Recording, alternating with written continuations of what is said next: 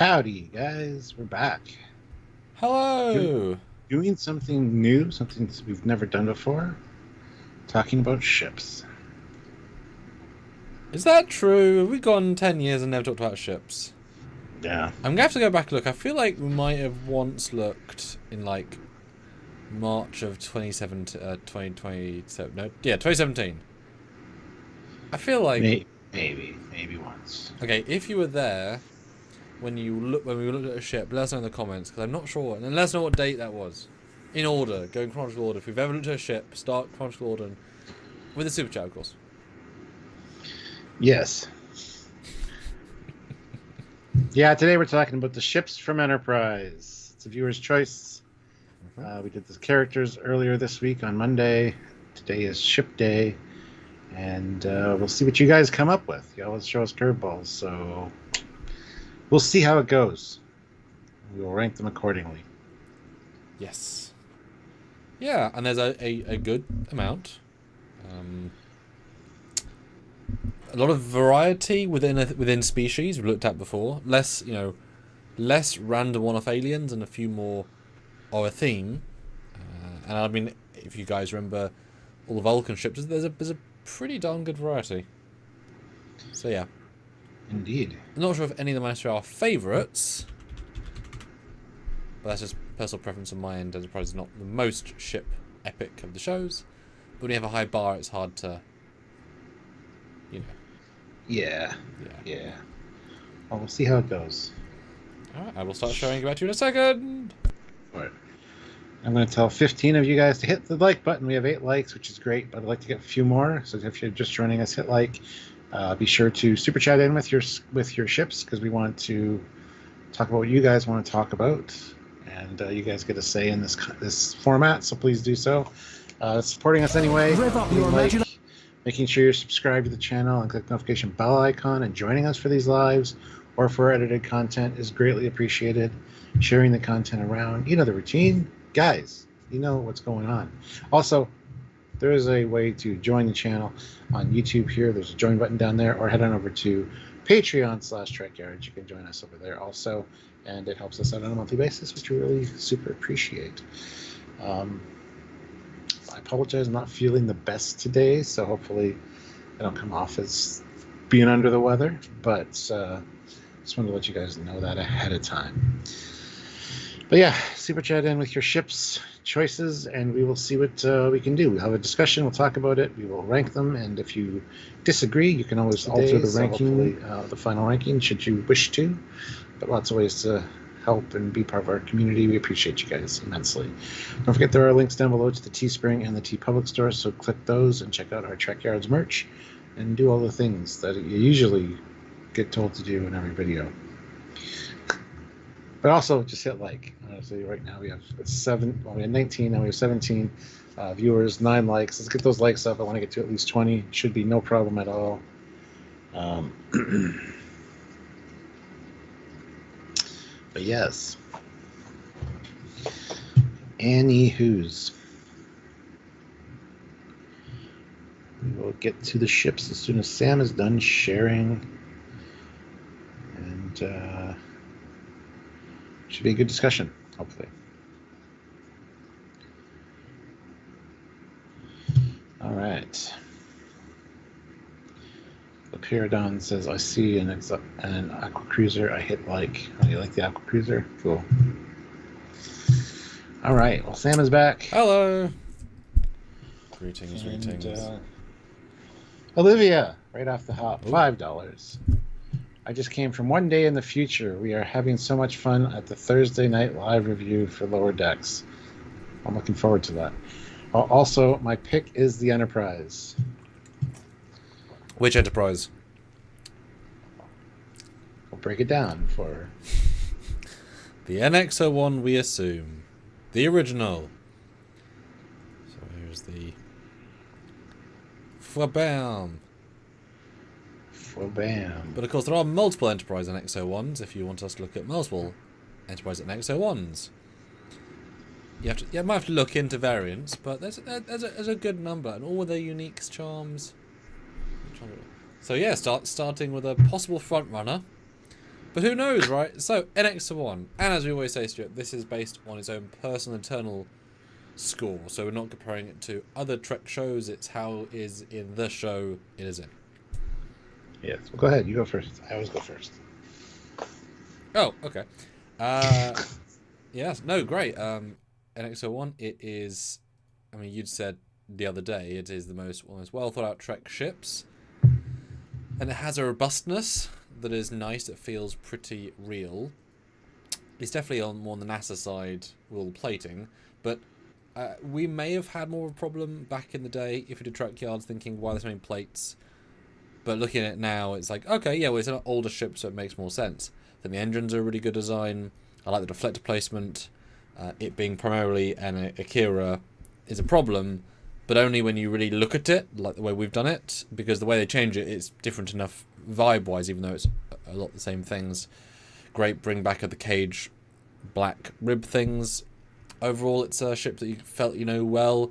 The model was always amazing, so you could go right up to it. It did lots of cool things, and yeah, it was always at the edge of winning and losing for the most part. So it kind of had a nice like underdog feel, which I think it actually does feel. So yeah, NX01. Yeah, it was a nice middle ground between modern NASA stuff and what we see in TOS. I think they did a really good job doing the interiors and really thought out the design, except for the Akira thing, but it's nobody's fault, really. They were told to. Exactly. I wasn't the biggest fan when I first saw it. I mean, it's grown on me over the years. It looks good in motion. I'm not the biggest fan of it from the profile and stuff like that. It just loses something, but it's still a nice jump into the world of Star Trek, I guess. And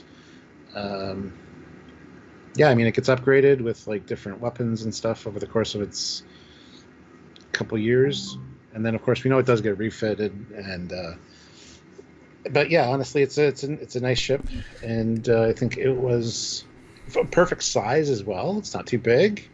It's got a nice homey kind of feel to it. I love the idea of the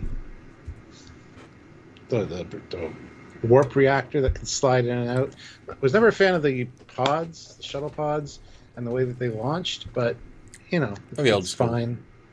Yeah. Made it different, at least. If they just had a thing at the back. Yeah. If they just used the two back bays, just went up, and would have felt like it, I don't know, less. I do like the bridge layout. I like the situation table at the back and stuff like that. So it's got some nice, more militaristic feel to it, because it is kind of... Well, it was the Defiant set, so it makes sense. Well, yeah. It's got that, like I said, it's a nice middle ground between today's NASA or modern military kind of stuff and TOS. So it does really well, and it's definitely an S tier, because it is, as you said, it's very robust. It survives a heck of a lot of stuff. Yeah, it wins S, I think, just because it is a nice, pleasing-looking ship. It's not the best Trek ship by any means, but in the category it's in, it's a really good model, all the things we just said.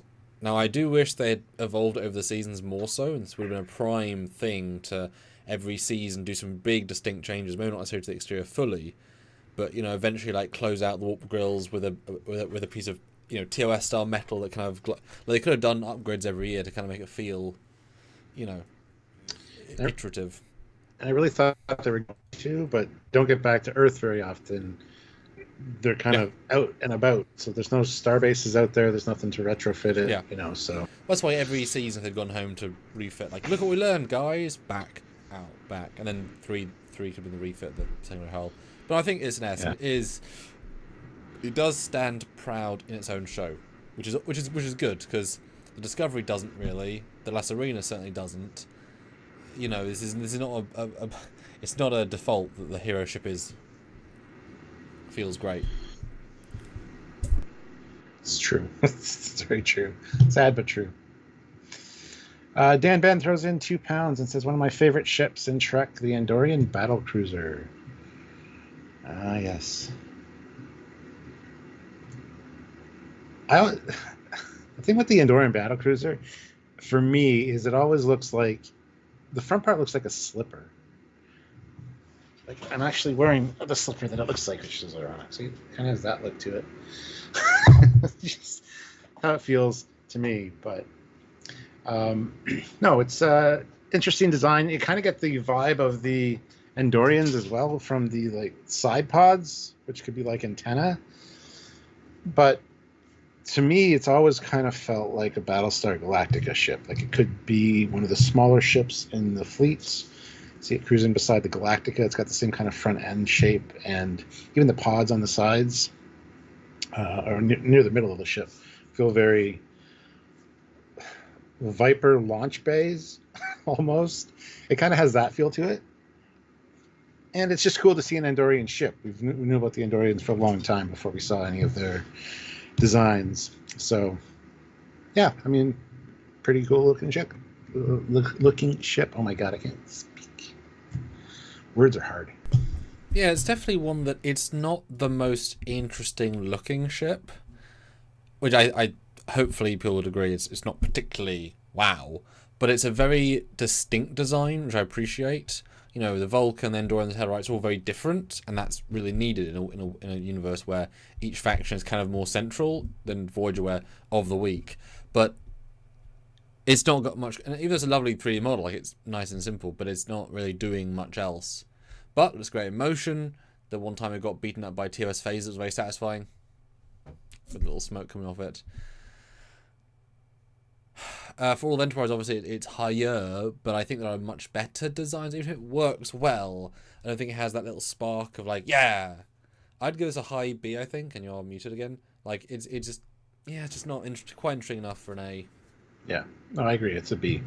I was thinking B for the whole time I was talking. So yeah, I mean you could argue high because of how it's used, but I think it's just there are cooler. Now the contrast might say no, it's one of the coolest ships, but I hope not, because there are some distinct things in Enterprise. Matt Yarrington, $5. What? Klingon D5 class tanker. Well, it's not. It's a Karok tanker, so it's not a D5. It's something else tanker. Because this was originally the D5, and then the D5 was made out of this, so they shifted things around a bit. It's 95% the same, right? But they removed the windows from the front. So it's a bigger ship, as in the. So this was made first, like I say, in the D5. The windows are different, tanks are gone, and obviously the engines are moved. So it's 92% the same, but it's not the same. This is a smaller version. Your thoughts on the Karok, or whatever it's called, tanker? It's a good look for a tanker. You think tanker, you think ugly, and not very aggressive looking. But you see this, and you're like, yeah, that's nice. That's a typical Klingon type design. I've always liked this, and it didn't have to be a tanker. It was kind of a odd choice to make it a tanker, in my opinion. I think tankers are something you consider civilian.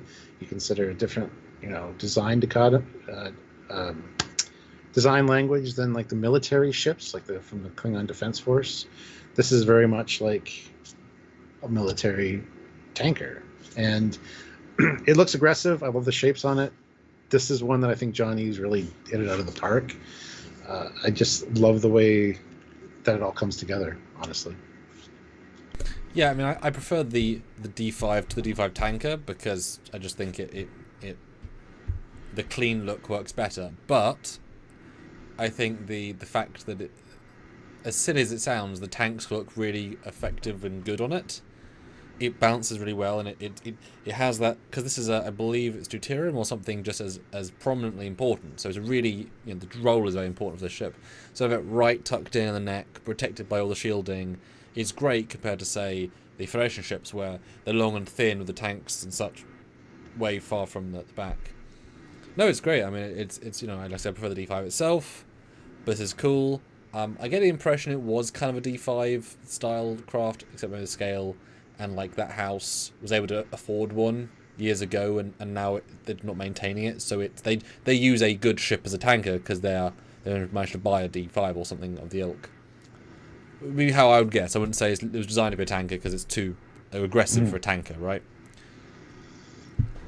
Where would you place this version? Because there is a D5 camp as well.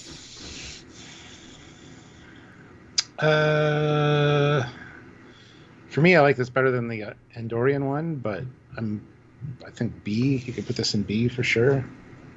Yeah, I agree. I think it's actually a B. And I mean, it wouldn't be hard to do, but I'd like to see it clean to see how. Because I think there's a certain compactness this one has that the D5 doesn't. And it is subtle, but it does affect it. But no, I think it's a really solid first version of a kit bash, which we're gonna get later. Yes. Microwaved fish throws in $5. Are you new, sir? And I don't overcook the fish. Goodness. Zindi Aquatic Cruiser. Mm-hmm. Name is appropriate for the ship he picked, so. Yes. Classic. Classic.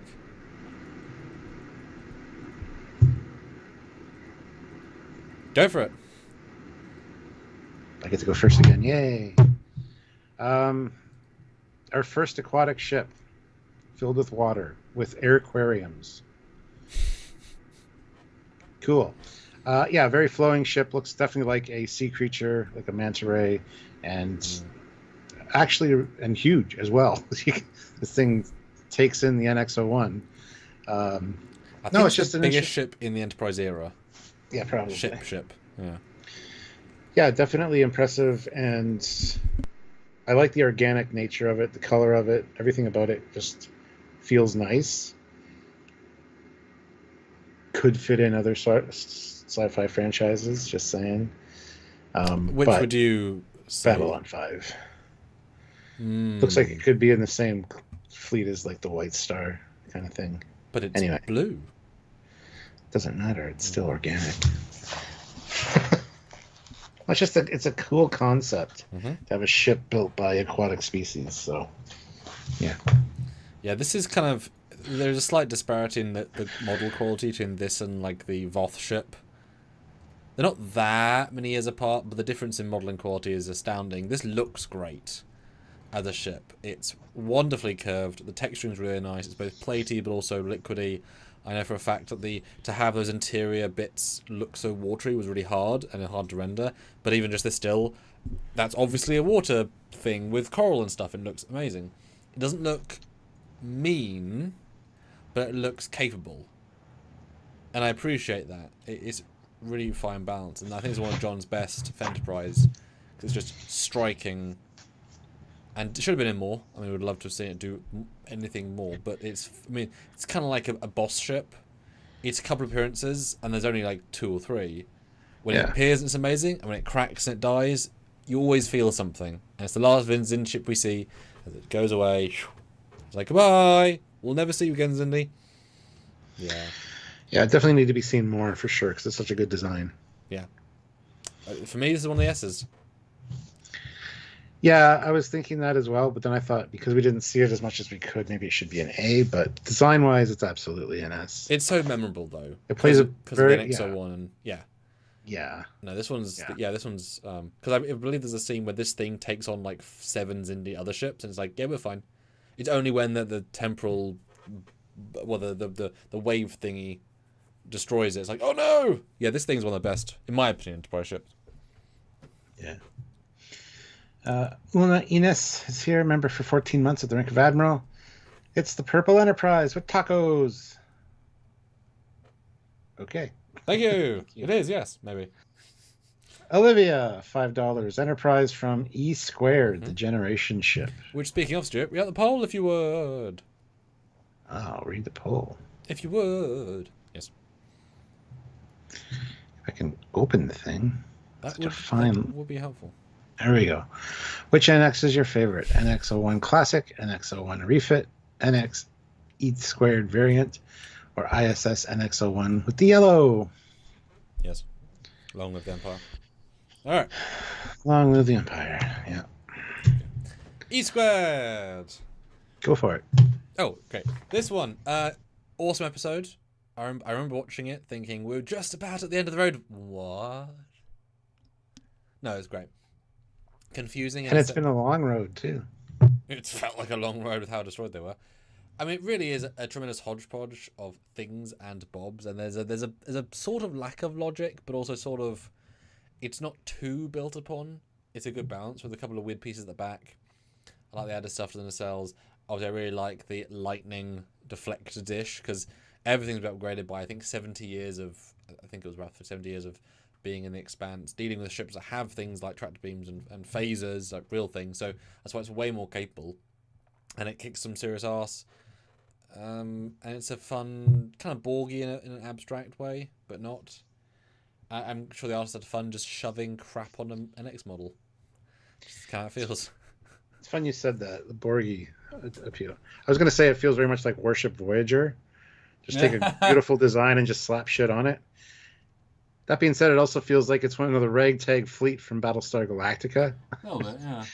It's kind of got that vibe to it. But no, I mean, it's cool to see it, your classic ship upgraded. And yeah, there's definitely some interesting additions there. So, well, I like how much, because it's one of those things that it's both is like you can kind of sense when you get 3D intentional random and random, because if you look at it, they've gone in and actually done plating, which is multicolored, to kind of link with some of the other pieces, which that takes thought and effort to kind of. You're not just throwing paint; you're actively choosing where does what. So there's a structure, which I appreciate. And also, if you look at the left nacelle, it's like corrupted and broken a bit, and it's it's interesting. Although, boy, that there's a left lower plate that's covering a phaser. Oh, if you look at the right hand of the model, the phase cannon at the front, there's literally a piece of metal that's on it. And it's clipping because they haven't done that properly. But fair to say, Stuart, I like it less than XO1 because it is a less nice looking XO1. I appreciate the cleverness though. Where are you going to vibe? Because thoughts and opinions. I'd probably put it at A. It's still it was impressive to see it, and I think it's cool. I think it's cooler than Warship Voyager. It's thought out more than Warship Voyager was. It was a lot more. See, I would have gone between a C and a B. Because aesthetically, it's still a mess. Okay. So can we compromise on a B then? Sure. Fine. It's definitely one you have to like look at and start analysing what happened where. All right, next up we got Classic for Real with $10.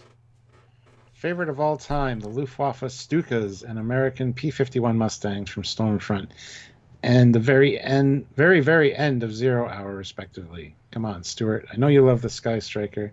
Show some Mustang love. Hey, the P-51 Mustang is my all-time favorite warbird, my favorite World War II plane. So, 100%. Stukas are interesting, cool look. And they got that little siren that screams when they do bombing that runs. And it's got laser cannons on it. It's very Captain Proton-y. But yeah, P-51 Mustang for me, it'd be an S tier. But in the show, it's got to be. So here's the modified version. Yeah. Two different fighters for two different things. Yeah, the Stuka with the added little laser cannons is cool.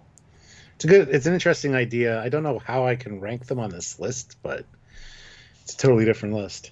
Mm-hmm. But yeah, the P-51 Mustang is my favorite World War II plane. And that's the top left one, yeah? Yeah. Good. Excellent.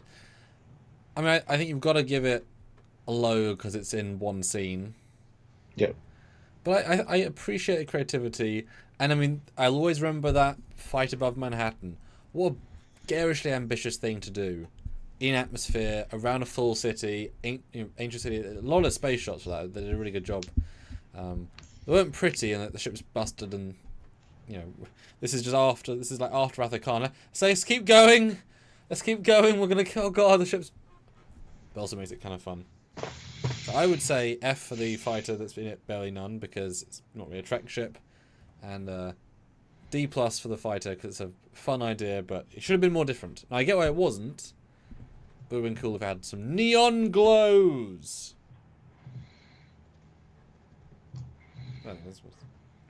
Maybe too mean, but let me know. No, I agree. I mean, another list, the P-51 Mustang is by far an S tier, but yeah. But not today. The addition to the Stukas was interesting and sci-fi and Buck Rogers-y. Or, Captain Proton-y. Yes. Mark Lawrence, $5. Intrepid type, not class. Compact design and a half saucer. Definitely belongs alongside the NX. There it is. Not my favorite, that's for sure. Not a big fan of the overall aesthetics here. I don't like the fins. I don't like... But John Eves designed. He did. Yeah, I don't know. It seems crammed together. There's no design language. Like, I'd hate to be on that bridge between the nacelles, because I'm sure nacelles of the era weren't exactly the safest thing compared to later eras. We say that, but they've been space flying for a good 50, 60 years. I mean, they're not going to... I know that, but I'm just saying, it just doesn't look right. I wish they were pushed back further. They just seem too far forward to me, and I hate the addition of the fins on it. This is not one of my favorite designs. It does feel like it should be flying next to the NX-01. There's definitely design language cues with that front deflector and stuff, but it just doesn't seem very well thought out to me. I know that there's some people in the community that think there should be hundreds of ships in the NX era, but I've always been very, very believing in that. Yes, they've got like every generation of ship they get to make like 4 or 5. And so there's like a couple of these because they can only make a couple because each one is a giant capital ship. And they keep iterating bigger and more advanced and bigger and more advanced until the next one comes and it blows everything else away. So there's like 4 of these and they're all, let's try this, and then we got 3 build at the same time and cool, we'll make, and then they move on generationally because we've got better ideas after that. But it takes so long to build and iterate and... so each one's a really important milestone. But for me, no, I like it because A, it's great in motion, it's got a really great sweep. Better than the NX-01 in some ways, I think. It kind of, has a real robustness, like I say, it's all pulled together. I mean, it feels like this is almost designed as a defense ship. I mean, we don't see it obviously in much, but I guess it's kind of implied home defense. The shield bubble's so close to the hull because everything's tucked in. So if you're going for a defense ship, have a tight shield bubble. Of course, it is almost too NX reminiscent in that if this is meant to be a generation behind, why is the saucer 85% identical? That makes the NX-1 a lot less special.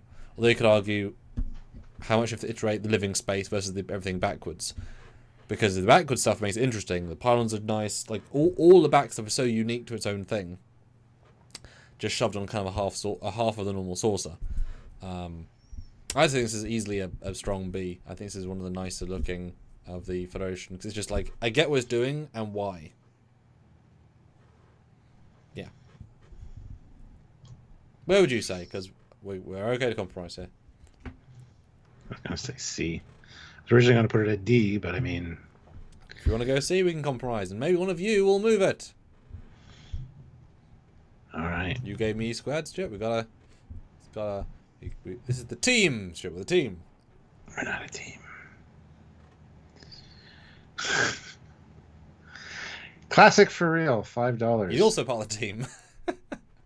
Can't forget best and most carefully designed Star Trek ship of all. Romulan holographic ship. All the new Romulan designs, not recycled from Voyager background at all. Yeah, the Flea ship, as it's called. 0% recycled. For a bonus 5, I'll put up what it was not at all recycled from. It looks like the Zerg's gun from Fifth Element. Yes, it does. Love that. Yeah, I mean, a holographic ship, that's a great concept. I like the idea of all the antenna on the front to be projectors and stuff. No real internal volume. It's very small for like one pilot. And well, there's corridors. There's crawl space. Yeah, exactly. It's not. Yeah. Yeah. It's all tech. That's what it is. And yeah, it doesn't look at all Romulan. Doesn't say Romulan at all. And it's an odd-looking ship, but it can look like any other ship and project a sensor reading to also confirm that. So, pretty advanced and pretty cool. It's one flaw is the pilot you need for it needs to have, like, yeah, telepathic abilities and stuff. So, Cool. Yeah. No, I think this is a really great design. We're obviously ignoring its... I mean, no one remembers this from Enterprise, right? It was part of a giant fleet thingy. It's extra, right? So, fair. I certainly don't remember it. But, they look at it and say, oh, if I make this green, it could be almost Romulan. Because I do kind of buy some of the shapes. The top bit gives me slight Romulan, Dederedex vibes. Amount of points gives me, again, Romulan vibes. But this is obviously a incredibly beyond specialist. This is a custom-built, experimental... It's meant to be fast, shielded, have all the hollow projectors, and all the ability to detect real-time sensor readings from Romulus. I mean, this is insanely advanced. It's so unbelievably niche, and that's really cool, right? Now, it does have the firepower of the things it's trying to copy? No, and it needs to have some limitations. The fact that it can successfully pretend to be another ship, match its weapon signatures, which is very important, we know it from TNG, do some damage. No, I think this is a really excellent ship, and I've used it a bit for Romulan War, the fan film, two-parter. It's always fun to use because in those episodes it was in part one it's used as basically the BSG virus. It sends a virus and it deactivates other ships, and then after Earth sort of undoes that, it's not that useful anymore because it can go fast, but it can't put people on it. But it's always fun. There's a cool shot I do it like doing a big turn because it's one of the few ships that could just move because no one's in it, right? The inertial dampeners don't need to be working properly, so it can do insane moves. Yeah, this thing is kind of a god ship in the niche it's on. I would give this a solid A. I think it's a really strong design that for me feels fine as Romulan, but also not because, of course, if it's getting caught, like the TOS Romulan Bird of Prey, if it gets caught, then it's it's not a Romulan ship, even though, of course, they're both Romulan. So I would say A. I think it's a really great design. Yeah, it's very unique. So yeah, I agree with the A. And put two together and just pew-pews and, yeah. Pretty neat. Wow, what a diverse of ships that was. Awesome. Love it. Classic for real, $5. Best Enterprise of all. J.O. J. How Drexler and Probert and Eves and whoever ain't looking it up. Talked and wrote endlessly about the months poured into it. The Enterprise J. All right. Well, we only really see that on a wall panel. I did a funny though. It's right there. This one. The Enterprise J. A scene from Enterprise. Because otherwise we see it at the ship's line calendar and a display. But that's the only time you see the ship itself, Stuart. So what do you think of the Enterprise J's bottom saucer? It's great. Now, if you want to put the ship's line version, you can. But this is the one that's in the show. It's great. That's all I have to say. I'm not really a fan of the design. Yes, I loved finding this. Just like this is the window view. Although it's entertaining to think that you wouldn't think this looked like the outside model. You know?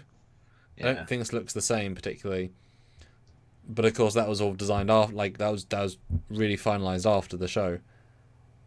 But also if you look at the O-Toy thing where they made a holographic interior model, clearly this is not trying to be a holographic city ship thing, right? This isn't trying to be that, so I don't know where they got that from necessarily. And not also as big as the other one alludes to, because look at the window scale. Yeah. Not a fan of the J, so. And this J, you can't even see the nacelles, the cool nacelles. We'll go D, I think, for this view. There are other views of the J.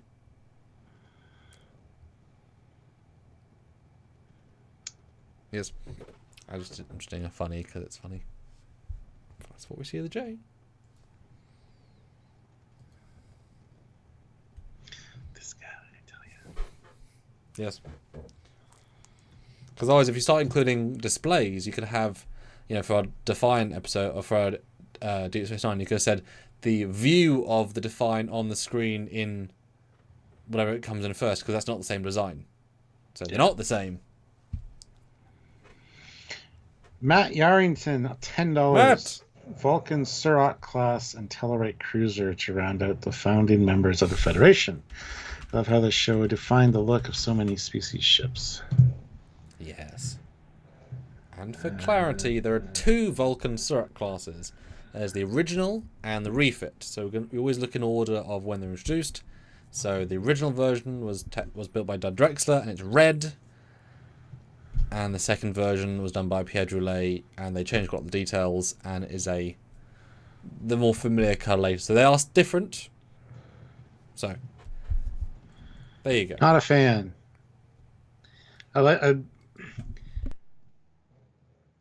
The warp ring thing I hate. I don't like the warp ring idea. It's also very simple, but it's probably a very logical design. So that's what I got to say about it. I'm not a fan of the Vulcan aesthetic, especially in this color. Feels a little too much like 1950s sci-fi with that color, honestly. Get ripped, eh? Just oof. Yeah, I mean, I much prefer Pierre's version. He made it a lot smaller, or the window's a lot smaller. He did a lot more. I mean, he refined it, right? So Doug, rush is the wrong word, but need to make it quickly. The red's way too red. Texturing is too basic. I like the idea of the ring with a large bottom. The way I like the angle and how big it feels in the show. But for me, this would only be a C. Possibly dipping down to a D, with the other one definitely being a C. So I'll let you think about that. Yeah, we'll put it at D. The other one is because the other one's better, yeah. And then the Tellarite ship, which I believe this one is the one. Yeah, definitely not a reuse. It was like 4 different races in Enterprise, until it's finally the end Tellarite. It's the Tellarite version. They're all a bit different color-wise and such. Yeah, it's not what I would suspect the Tellarite ship would look like personally, but I mean, it was reused, this kind of design in Prodigy for the Tellarite ship as well. And this one seems very small. Doesn't seem like it is a very large ship at all, honestly. There's not much going on with it on it. Like, it's fine. I have nothing else to say. It's not a good design. It's fine. Well, fine and not good are quite different. What do you like about it? Well, I'm making you pick there, but if you had to say, notice the grindstone. That the front with the antennas looks like one of the droid tanks from Star Wars. It's got the exact same shapes to it. I don't know. Well, I believe they're the same antennas as the Vulcan, as a Romulan drone. How dare they? Well, so this one's a funny one. I've used this also in Romulan War quite a bit. I think it's a good sweeping ship. Again, I like that it's got the wide curved front, and then the shape reverses, I like that design cue. And this is my favourite of the variants of this. And there's, I think, like a Tarkin, and there's I think 3, if not 4. So I like this with the bright green. And I really like the way the engines are at the back with the Bassards, the red grilling with the lights. I think that's a very nice design language. Just the way that's played, I like that. Although there's a weird negative space between the engine module, and there's these 2 lines of hull, and then the primary hull. Interesting. I guess that's kind of the pylons, whatever. But it's my favourite of these variants. They put the most sort of little details into it. But yeah, very small if you look at the bridge module. Way smaller than the NX. Well, no, I guess that's NX. Well, yeah. I'd say high C. I think it looks good as a fleet. I like the colour palette. And it's, I definitely want an up detailed version. It's sort of lacking a little bit. Oh yeah, it doesn't screen Tellarite, but it's at least for me an interesting design. It's funny because it's in C right beside the Intrepid, which they have the same shape. Kinda. Anyways, Ulna throws in $5. Worf wants ramming of his Defiant. Well, I hope he's okay at the end of it. Sounds really bad. There's no USS Defiant DS9 in Enterprise.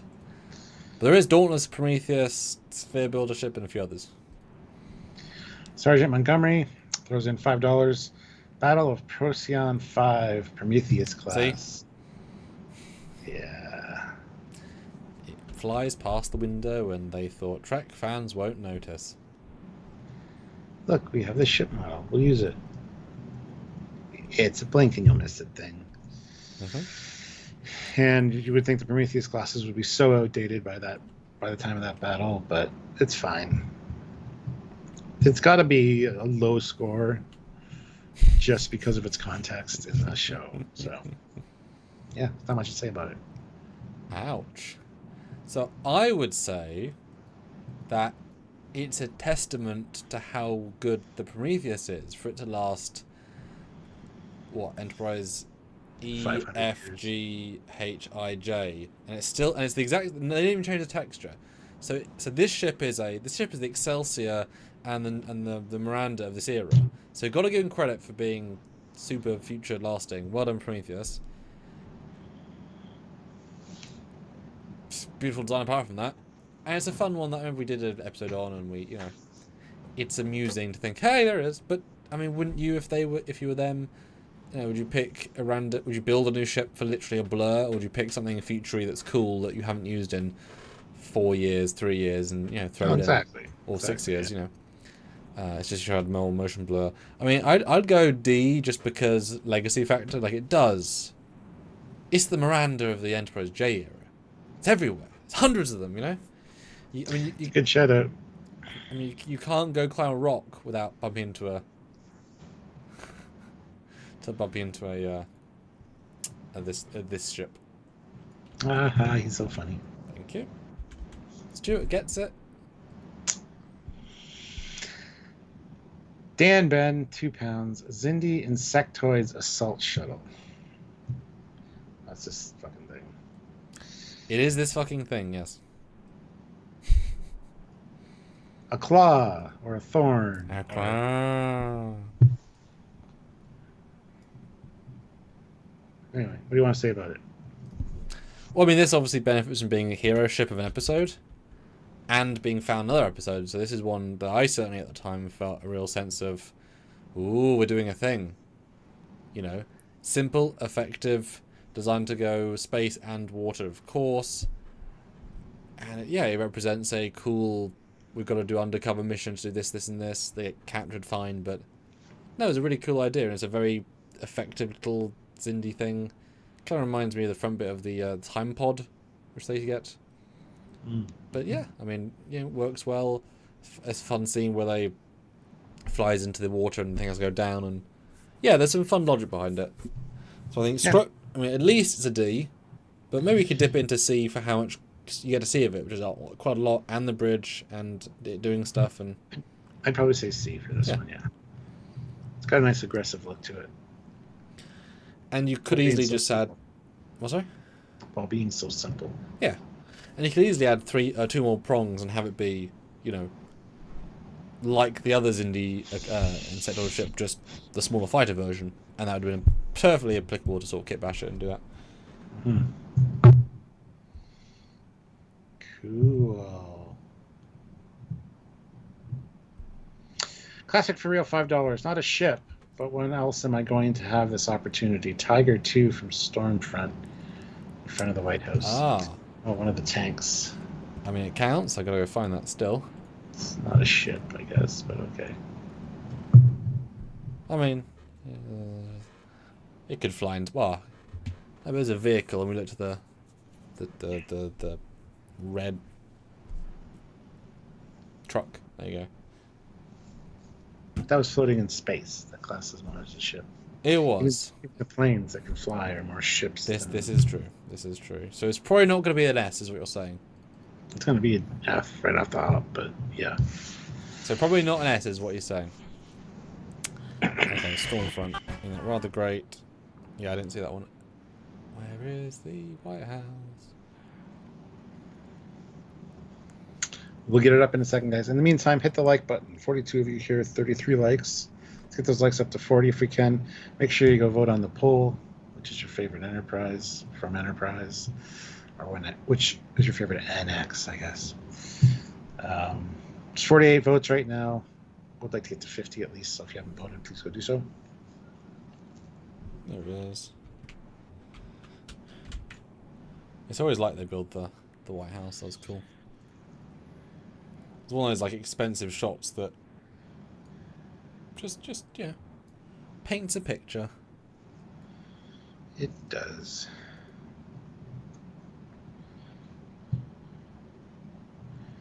Ouch. What? Well, it's nuts. It's on a White House. It's not very nice, is it? We're just focusing on the tank, and it's an F. Stuart, it's an F. But it's true.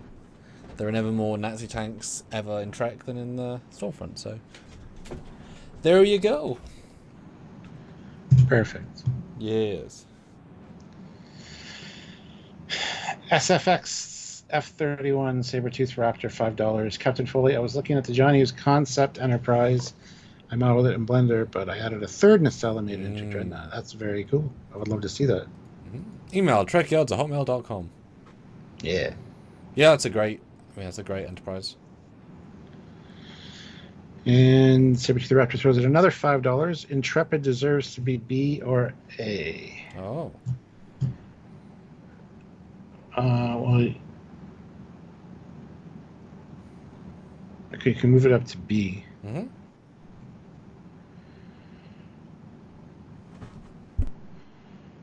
Which is where Sam wanted to put it originally, so that's fine. All right. Classic for real, $10.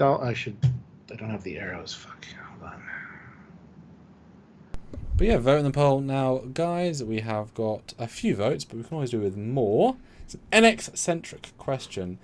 Only, 50 votes. Okay, 50. Well, let's get more likes then. We've got 50 votes in the poll. We've got 36 likes. Let's see 40 likes. And also mention a brand new thing that Stuart knows. Part of Black Friday, I got a new, ready for this? I got an LED light strip, which is actually rather warm, jeez. This is off. On. Because my second light died a death. So how much better is the lighting, the camera look with this? With a single light, sort of very bright light. And then the additional fill. How much better is that? It's a rather warm Newark thing. You can lower the... I can do loads of lights as well, but I don't necessarily do that. That is, There we go. It's been moved up with the arrow, so... Excellent. I'm on blue alert. Oof, that is very blue, goodness.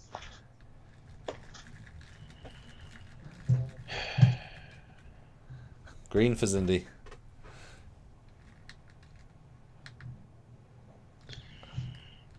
Classic for real, $10. Both Defiance. Thanks for reminding me, Sam. Both Defiance. There's only one Defiant in... Which I did have to think what he meant, but was like, oh yeah! Of course there's a Defiant.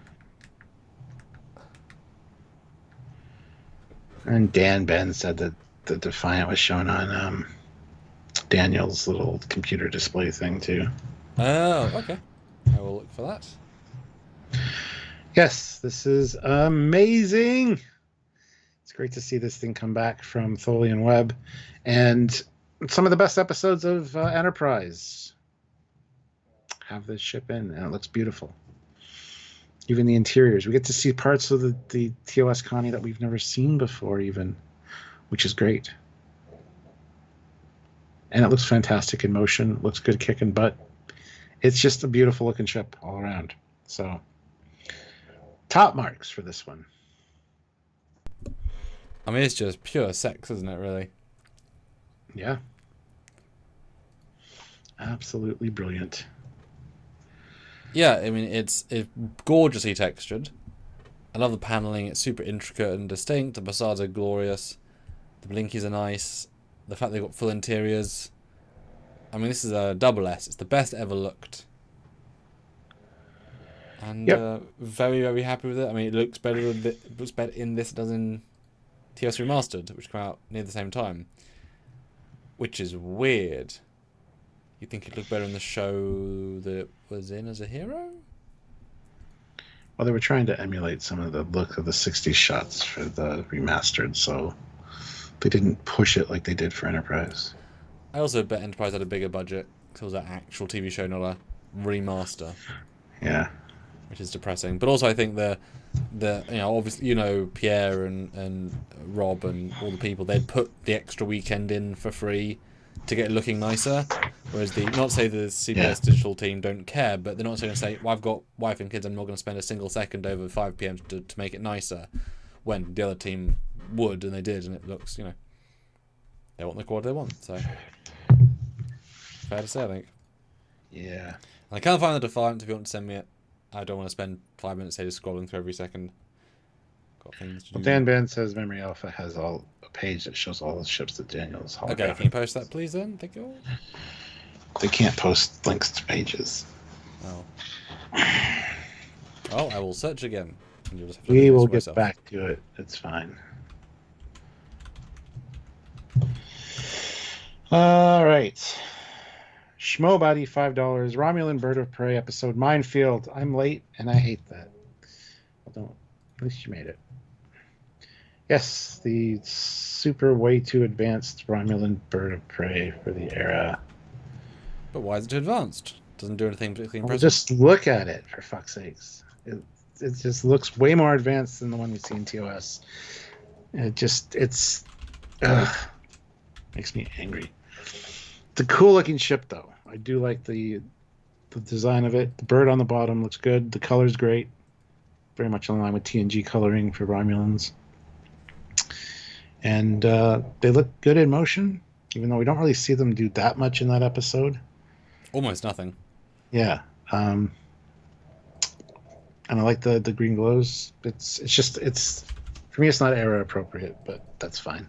It's just my opinion, and everyone always tells me my opinion's wrong. So, I mean, have you heard your opinions? I mean, it's just fine. Yeah, unfortunately, I do. Yeah, I think it's more a testament to how just not advanced the TOS one was, which looking back, it does feel under advanced compared to other things in the timeline. But if that's an experimental ship not looking Romulan, it makes sense. This fits in far better. You look at the chronological, I mean, the NX has Bassards and warp grills. Why wouldn't the Romulans, right? No reason not to, etc. So it's, yeah, it's great. I mean, it's kind of a perfect John Eves design that's the same but different. Could have been a little bit less glowy. I mean, it's probably overglowed. We could probably had no glows, honestly, if you're doing. And this might be, it's definitely a thing that happened since like we talked to Eric Henry, but the idea of having it doesn't have a cloak. There's an emitter which it went through, and therefore the ship's cloaked because of that. So I like that idea better than they all had their own cloaking devices. There's a cloaking field, so that I think is good. But I mean, design-wise, you can't get more perfect for just general Romulan design. Like what it's trying to be. For me, this really feels like a progression from the TOS one to like a motion picture era one. Even though I think Picard did that better with their antique Romulan Bird of Prey that they had, which felt very motion picture appropriate. So yeah, I mean, it doesn't fit into any of the eras, unfortunately. Like, it's too sleek for TNG. It's not sleek enough for Nemesis. It's not white for TOS. It's not blocky enough for TMP. Right? It's none of the design aesthetics because it doesn't. It would work in TNG as a smaller ship, like beside the Didera decks. I think the nacelles are too nice. Fit in perfectly. If you talk about the nacelles, yes, but the nacelles are just really darn sexy. I think it should be either an A or a B. I think it's just a better design than the Andorian, but that's because it's basing itself on a classic, right? It's mirroring yeah. That's just my I'm happy to put that at an A, 100%. And I had to frame by frame it. I didn't even know this was in this. I didn't even realize this scene had line drawings. Boy, they go quick. The Defiant. Or Defiant class. Maybe not the Defiant, but yeah, there it is. Considering how quick it's in it, it's an F. I would agree. It's in 4 frames. Yeah. Didn't even know it was there. But we found it. I just had to find the episode, find the scene, frame by frame it. Trekyards! You do the work, Crazy. so you make us. Yes. And remember, you can put the Katinga from that one episode and the D4 if you want. Mm-hmm. Schmobuddy, $5. SS Emmett type. It's in every episode. I like those engine nozzles. Cool to see progression in tech. It does bomb the moon a couple times, though. I don't think the Emmett bombs the moon. I think the Warp Delta does. Let me double check which one's which. Obviously, they're very similar, but they're also... Yeah, the Emmett didn't. The Emmet is the tile sequence, which is the other Warp Delta bomb. Wabam. Wabam. Proto Warp Delta. Which actually just means they made the Warp Delta after this, of course, because this came first. Mm-hmm. This is great. I do like it in the intro, and I do like the design. It's very simple. There's nothing extraneous on it. There's no bridge module. There's nothing like that. You can assume it's just a smaller ship, and everything's internalized. That's fine. Mm-hmm. But I love the shape on this. It looks really good. So, yeah, you're right. It's in every episode. Yeah, no, it's very effective. The back end has more things. It's got these giant engines. Yeah, I mean, it is literally just a rocket that happens to have a delta and some, and some warp engines. No, it's nice. I mean, it's too simple, and you can see how, this is not seen from every angle, so the top view literally has clipping geometry. I think the warp delta's better, but I commend them for doing so many versions of the warp nacelle, because John can do lots and lots of warp nacelles, and they all feel different. But I would only go as far as a C for this, because I think it's lacking, and it's lacking of lacking, make it only a C, because, yeah, too simple.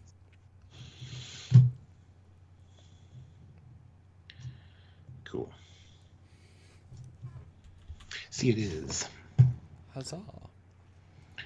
Not a band account, $5. USS Enterprise E. Star Trek First Contact doubles as an Enterprise series. Start with from Cochrane, ties to regeneration. No.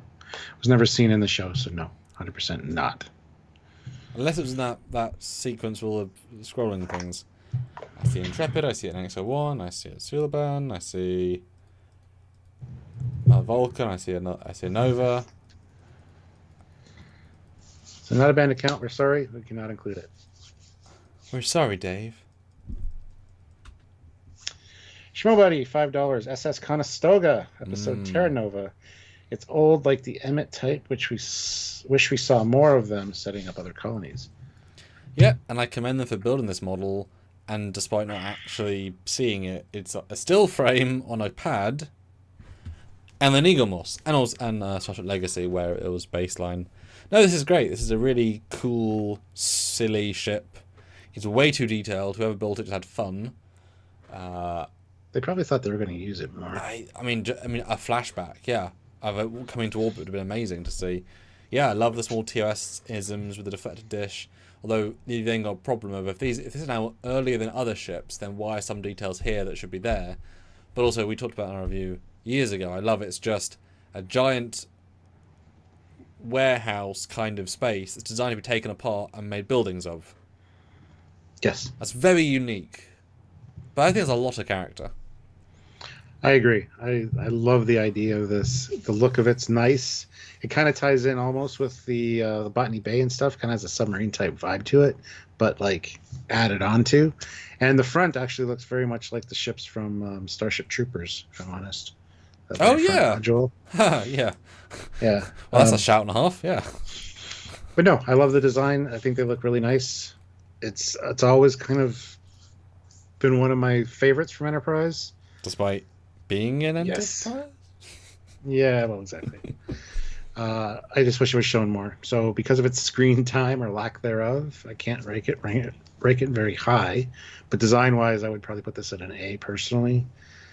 But because of its screen time, I'm going to have to probably go D. Wow, that might be the single most radical shift. I love the design. but did you even see it? Most people probably missed it. But it's important in the episode as a narrative device. It is. I think this should be a C. I think we should give it some appreciation. C for Conestoga. Sure. And one of our chaps says, "I want a sphere builder ship instead of what we said no to." And I'm shocked there are sphere builder ships in Enterprise, which I didn't know. In Star Trek Online. I had no idea. Which is quite cool. There you go. Yeah. All right. Well, that would be Not a Band Account, who's replacing his Enterprise E with a non-Dyson sphere. Oh, I'll use a Rob Von Schoon's render because that's slightly nicer.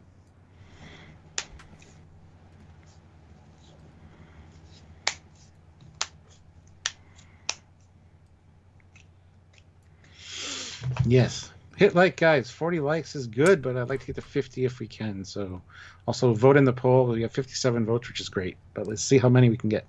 Yes. I mean, you say 50 likes. I want to see 1,000 likes personally, but I'm just being greedy. Yep. There you go. Rob Von Schoon's custom render of a Delphi expanse sphere. Which is a weird one to get your head around when you think about it.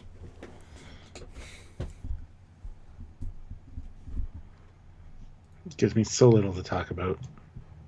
But the interior has that flying drone thing, which has a laser, which almost kills everyone. Can't say as I remember that. Yes. Yeah. Because they remember they find one randomly because it's one of those great like small sub arcs in the season. It's like, I haven't seen it in a long time as well, but it's like, hey Gorgonzola, it's like, oh wow, I found this bit of tech. It's old, and as some alien race is hiding into it as a what's it called, a hideout, and then it turns out that's part of this grander plan, and every single one's of course creates a disturbance. So it's a future energy terraforming ball weapon, which has been placed in the past by sphere builders somehow, and then left in wait here, and creates the expanse slowly, and then gets supercharged to do it more effectively. But it's literally taking thousands of years to create a thing, so that in the future they can take over the universe. And it's big, but not Dyson sphere big. D. Sure. D for dynamic ball. For Delphic. Oh yeah. I mean, I always kind of liked them, because they felt like kind of a god weapon kind of thing. Yeah.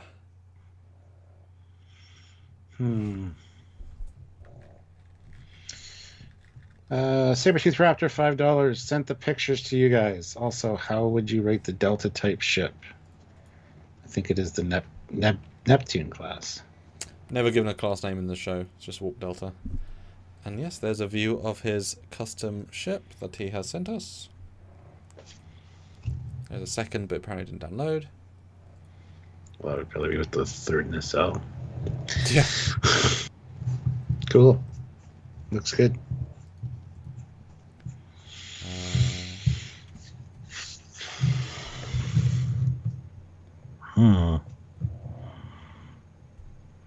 Looks good. We can't rank it on this listing, though. Shockingly, did not appear in Enterprise. Oh, you put this out there. Oh. 5 deflectors. Goodness. Struts too thick, I'd say. They are disproportionate. Cool, though. Yeah. I like it. Weird. It's a weird one by definition, right? Because John kind of designed it to look a bit odd. Interesting. Yeah. Sergeant Montgomery throws in $5. In the episode Future Tense, there was a time ship we know very little about, and I was always intrigued with it. I don't know if time ship's the right phrase, but it's a time pod. I believe it's that one. Yes. Because I assume it's just an escape pod, given it has nothing going on, just a space inside that you can go in and be in. I don't know why I think that, but It doesn't feel like a spaceship to me. It feels like a pod. With the TARDIS interior, yeah. Yes. Oh, it's a cool episode. Cool. I mean, obviously, it's cool because of the end, the Tholians and the all those various things. But it's definitely, I mean, they built a physical prop of it. That was cool, or at least a part of it to go in. I would have liked it, though, given this is after Voyager, if they'd made it a 29th century pod and had T-cars inside, relatively phased. Like, rather than, I know it's 31st, but invent something new that's so unknowable, as in, it's a grey pod, the inside is grey metal. There's nothing to glean from it, right? If there'd been a known tech to evolve from, or whatever. Or, if anything, had this been... Oh, God, can you imagine if this actually been the pod from TNG that the guy had? Rasmussen or whatever. Yeah, Rasmussen. Yeah, exactly. Like, because there's no reason to say it's a 32nd century pod. It could have been that pod that then the temporal corridor has. Someone sent it back to NX era. Like, that would have been cool. I mean, it would have been painted less shiny because it's older. But to build that again, like, you know what I mean, the callback, which is just kind of a pod that you just can't understand. You're not meant to. Yeah, I never got the sense it was a ship at all. I didn't think escape pod, but I just thought like, a mission pod. Like it's sent to a specific time. It's got everything you need inside. But does it have a time drive, or can it just be sent in time? Yeah, well, exactly. I don't think it can travel in time. I mean, I think it can't self-propel itself through time. I think it can be sent through time. I like the idea of a time mission pod that can be sent through a portal to a certain time, and then when it returns, it's basically like tied to a string. It returns back to its original, so it doesn't need anything itself. You mean like the Red Angel suit from Discovery? Oh, Jesus Christ! Yeah. Oh, because we love Discovery here on Trekyards. That's what we're told by lots of people. Yeah. I mean, way to bring the tone down, Sam. Way to bring the tone down. It's a D. Pod's interesting. It's a cool idea. Yeah. It's a cool idea, but I can't give it a super high score. No, it's a D. It's the exact same thing as the World War fighter. It's a cool idea, realised some. But that's all as far as you can go with it, really. And just you can say Sputnik, guys, because Sputnik appeared on the screen. It did, yeah. I'm staring at it, so you could include it. And I have got more that, you know... You can also include the Clipper ship. The Enterprise. The sailing ship. Oh, because it's on the wall. Oh, it's in the opening. Oh, what? Oh, God. We were just talking about the opening, for Christ's sakes. Oh, yeah. Oh, goodness. Yes. You could... A man drawing on a chalkboard. You could use that. Use the Saturn V rocket. It's in there, too. Canon. Not encouraging anyone to do that, because we don't want to, but someone just might. Yep. Matt Yarrington, $5. Orion Interceptor. Mm-hmm. The Orions. Yeah, imagine if they'd gone that as well. How crashed is this? Only some. Come on. There we go. So there's two Orion ships. This is the bird variation. The other one was by the guy who had the ladies. Yeah, this one's Johnny's design. Not one of my favorites, I can say. Don't have a problem with the design overall. It's just it doesn't speak to me. It doesn't feel very interesting. Sorry. Yeah, it's fine. It's odd that it's this nice a model for like 3 shots. Because it could have easily... I know they get close to camera, but this thing chases the NX-01 at warp, pew pew pew, drops out of warp, pew pew pew, gets attacked by a Klingon bird of prey, never seen again. And it's a proper design, like, it's distinct, it's kind of almost like a sailing ship with wings, if you look at the bottom, it's got a little point at the front. I really like the sweepback wings, as in, it's so different. It feels very unaerodynamic and yet sleek, which is an intriguing duo thing. The fact they've got the custom character of the wing detailing. The greeblies sticking out is kind of unusual for NX era of that sort of like little greeblies, but obviously they're not focused on repair. Although if you note, I know this is a common trope, but the front bridge has almost the exact same window arrangement as the Tellarite. I think it's an odd thing. How many races are doing window bridges? You know, no, I mean I like it fine. It doesn't say much. Green obviously helps, but I mean I wouldn't want to face it. Like, it looks mean, it looks aggressive, it looks fightery. It's not a fighter, but it's a small one. I'd give it a solid C. I think it looks exactly as mean as it is, which is pretty mean. Yeah. It's sort of dull, but it's mean, and that's kind of, you know what? That's okay. So C? Yeah, I mean low C. I think it's a Yeah.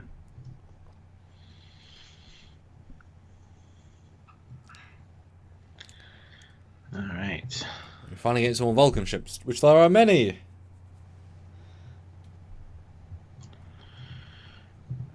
Okay. Shmobody, $5. The smaller Andorian ship episode Kirshara United. It's in coalition fleet shots. Vertical tail, snub wings, neat background fodder. To that one? I have no fucking As idea. in vertical wings? Those are horizontal wings, but... Because there's only two more, and would that be more appropriate then? Because that's a transport ship. There's only...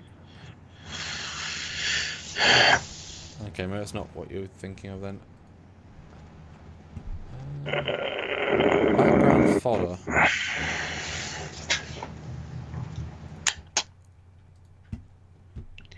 Kirshara. There's only so many ships, so it should be this one. Well, this one, again, looks like a 1960s sci-fi Oh, he show. said Andorian. Oh, sorry, I saw Vulcan when he said Andorian. That's on me. There you go. The Andorian Interceptor is what it's called. Nice variation on the Andorian design. Mm-hmm. Very, very airplane-like, though, with that stabilizer at the back. But, I mean, I do like it. I think it's actually an improvement on the regular Andorian ship, to be honest. Smaller, of course, but... Yeah, way smaller.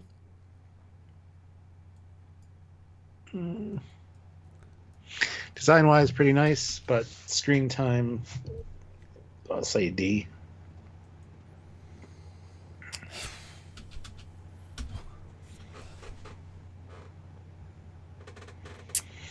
It's kind of got a Kazon front, like the Kazon hand phaser. I mean, the pods are the same as Andorian, so it's definitely in keeping. But it's obviously a background asset, and I appreciate they made it, because it never got shown, really. You'd have to look to see it. I mean, I'd be happy with a C. I think it comes together quite well. I mean, a low C, but I think it gets out of D for sure.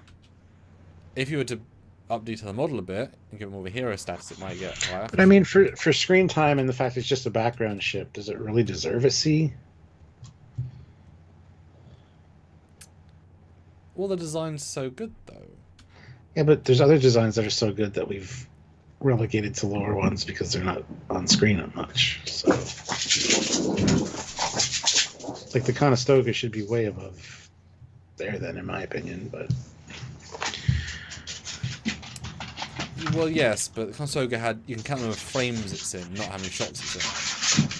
So there's a slight leap and bound for that. Who else to move it down? Let us. No, oh, there you go. So it can't last 2 hour live. Interesting. Interesting. Yeah, leave it at C. I don't really care that much about arguing about it. Classic for real, $20, because of course. You suggested it, Sputnik, Saturn V, and the Enterprise sailing ship. There's also a Sailing Defiant in NCC 1764's Captain's Ready Room that appears on screen. You're not wrong. Yes, there is. Bloop. Sputnik. F. Oh, that's harsh. Ooh. It's so I'll harsh. go D then. For historical context. It's like the most iconic thing. Why are we even rating these? That's the thing. Because we are being controlled by people. Should be an F, but okay. Next.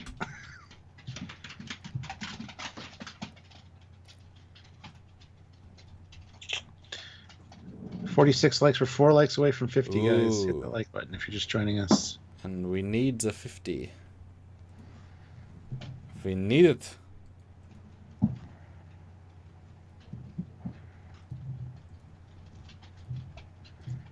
HMS Enterprise. Sailing ship. Do you like sailing ships, Stuart? Not really.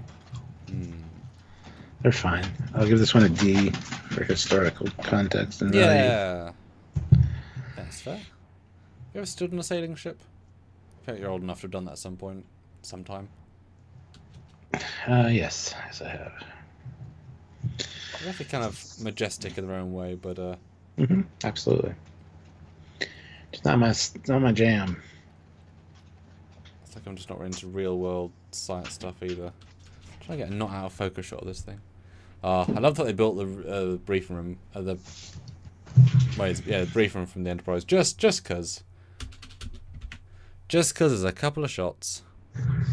Yeah. Don't we love the Enterprise? I mean, I say that, but of course, building the TOS sets is much cheaper than any other set they could possibly build. It's just wood and paint and not much else. Even Greebling's not that difficult. Well, there's the best one. The out of focus Defiant. Or says the Defiant.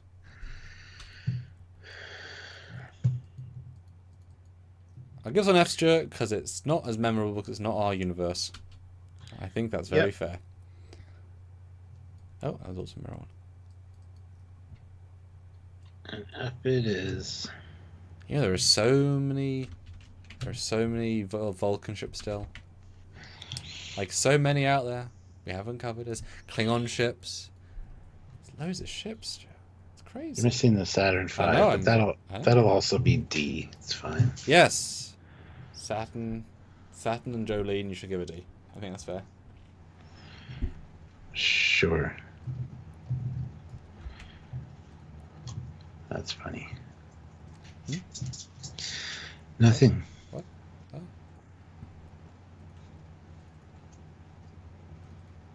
Catwalk. Why can't I fucking... Which one is in cat? Is that at the end or at the start? Alright, well this one is a D as well. Yes. Is this... When is...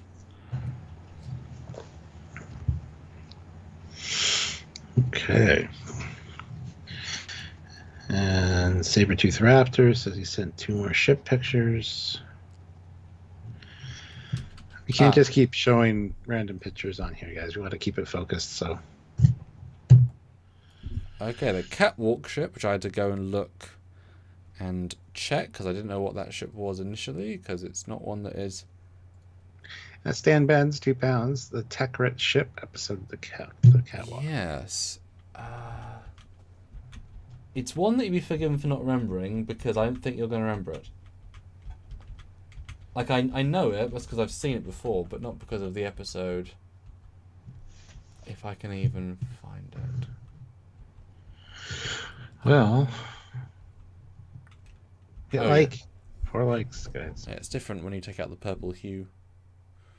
There you go. The Catwalk alien species people. Oh, that's kind of a cool design. Haha. Can't say I remember seeing it, but...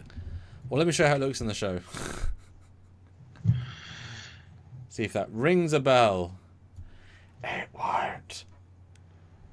Because I remembered it enough to say Catwalk. They don't know they're being messed with. So it's like in the last part of the episode, it's like, like connected to them, and then they go around with it. So I had to like backtrack to where it was. Small though, small ship.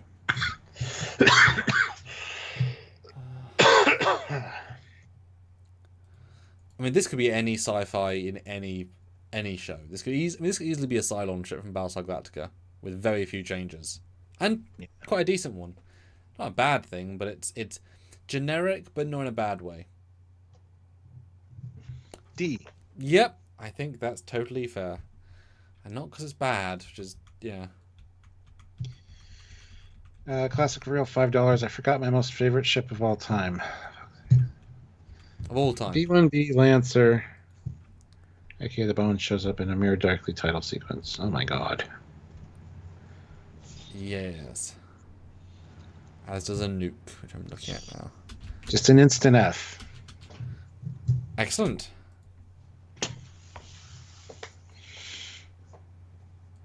Well, if we don't populate the graph somehow, I assume it's that, because it's the only bomber. Oh, it's Joe Neal again! For goodness sake. Oh, that's an F-15 Eagle. That's not a... Oh, it's the one with just the bottom. Well, we'll do that instead. The other one's just the bottom of a thing. You can't tell what it is. I can't believe you didn't know this was an F-15. I'm so embarrassed. It's a fighter. It's a medium modern fighter. It's not that modern anymore. That's actually cutting edge still. They keep upgrading the F-15s, but that's okay. Anyway, yeah, the F-15, I'll give it's a fucking D. It's not the one he wants, but it's fine. We have no more room in D. It's going to go in F. Yes. Excellent. Now to a real ship. Whabam.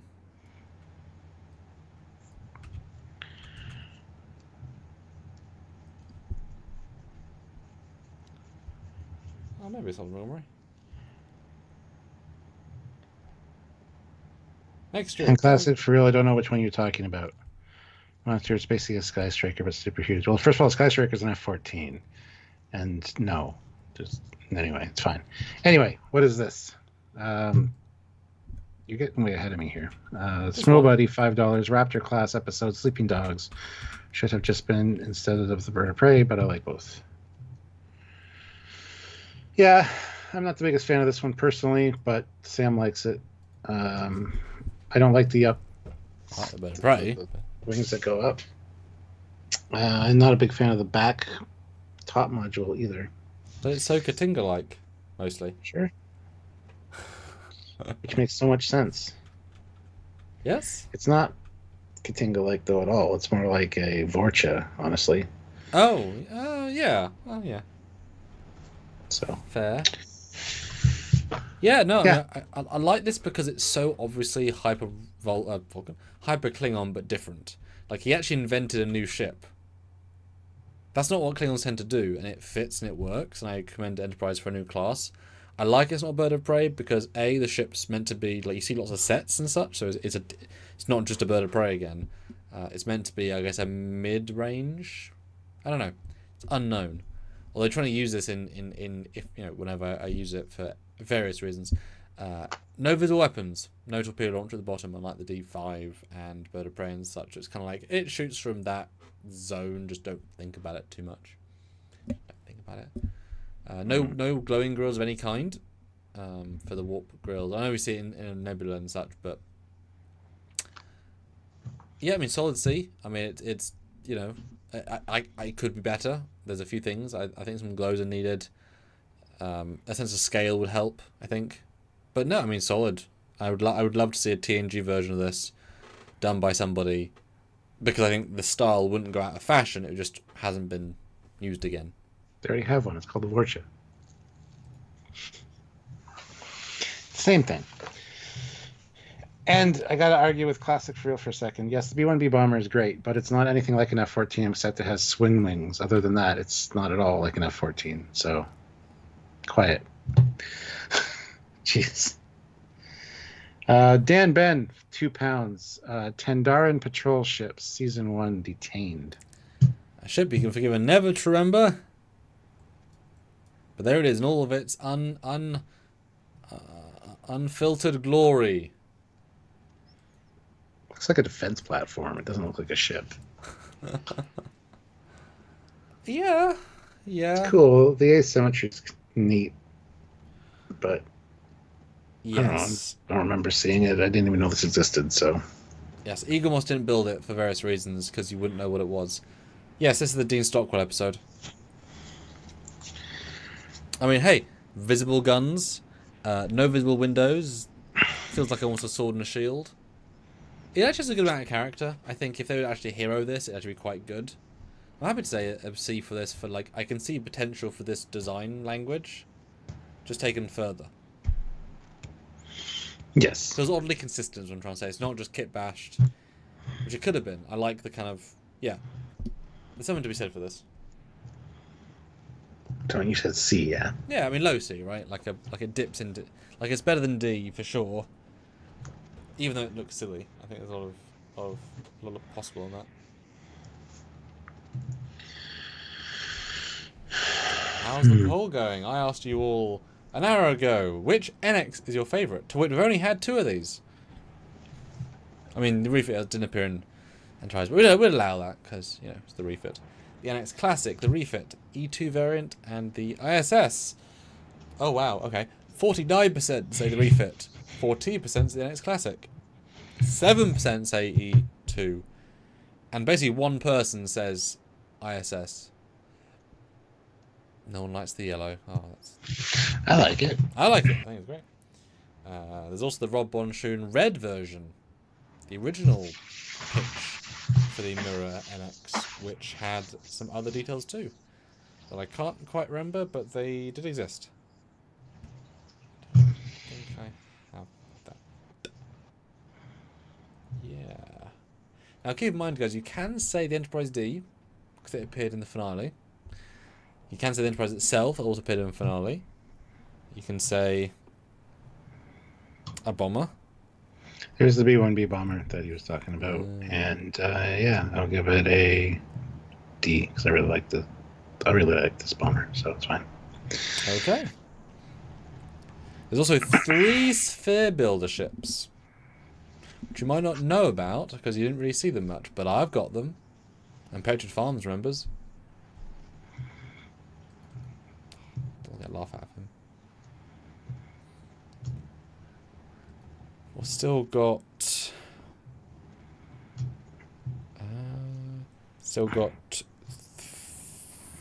6 Klingon ships. Just saying, it's a lot of Klingon ships. Still got 6 Vulcan ships. And a few Zindi as well.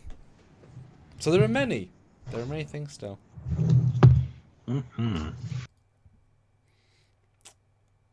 And there's the Shroomy. There's a Shroomy ship. Shroomy. Uh-huh. You say so. I know, right? Enolian patrol vessel.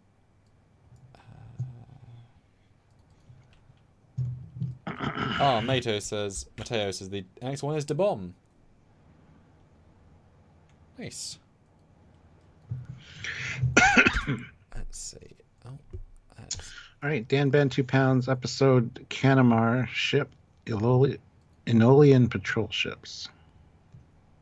Oh, that's what it was like from the back. Okay, I didn't know that was which that ship was. There we go. Whabam. Whabam. Yeah, that's cool. What does that remind me of, though? Again, it could be a Cylon ship. Something about those front prongs, though, looks very familiar.